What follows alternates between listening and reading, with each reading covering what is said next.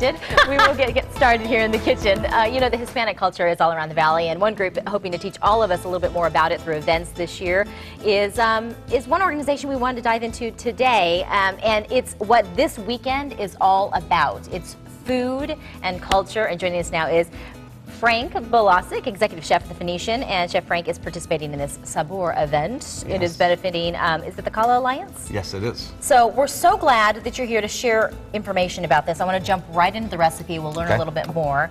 I am absolutely interested in what you're going to put all of this stuff together to become. This is a really simple thing to do. And if you love oysters, it's perfect. And if you don't, then we have something else. We'll make something else. Exactly. That's exactly it.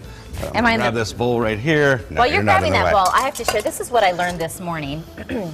This right here. I said, "What in the world are you cutting?" Take a guess at home. What do you think that is? I know it looks a little odd. That is a fermented garlic, and I tasted it. It doesn't have a real strong flavor. It's more like a smoky, sweet.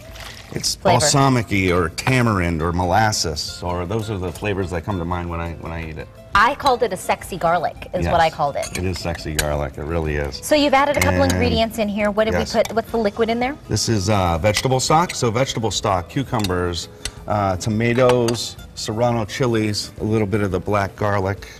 All to make an oyster, what do you call it? This is an oyster cocktail. So really you're going to take all of this, you're going to mix it all together. You really want to let this sit an hour or overnight. Now you've got those. You've got those.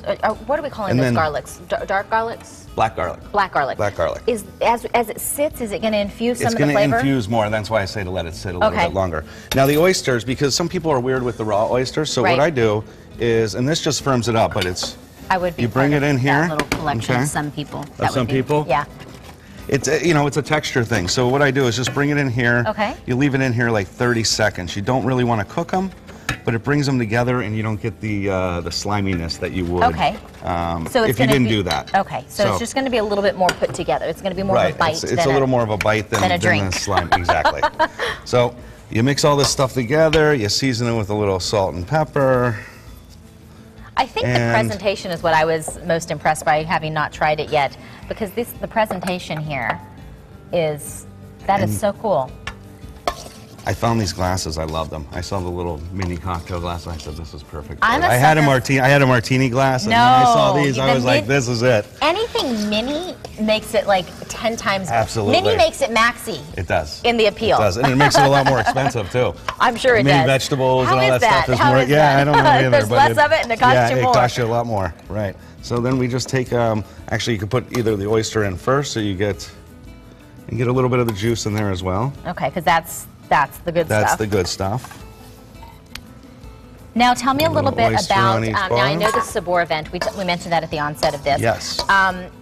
It's sold out because it's It's been sold out for a couple months now, actually. But I like telling people about events like this because then they can stick it in their day timer, they can put it in their phone, wherever you write your notes, and you can make a mental note to make sure you're part of the next event.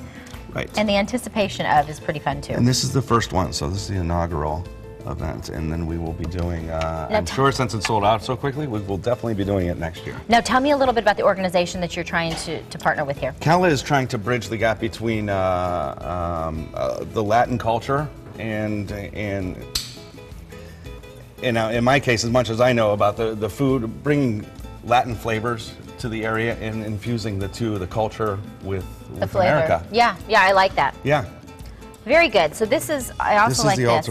So how you would obviously garnish with a little bit of micro. Yeah, go ahead.